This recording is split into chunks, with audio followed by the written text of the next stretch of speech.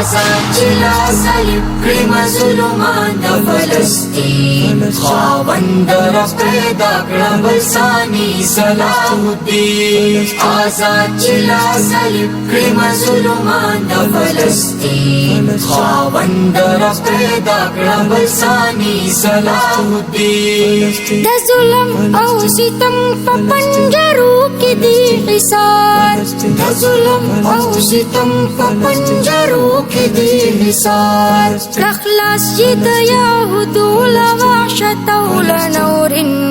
خاوند را پیدا کړه بلسانی صلاح الدین آزاد جلا صلیب کړی مظلومان د فلسطین خاوند را پیدا کړه بلسانی صلاح الدین آزاد جلا صلیب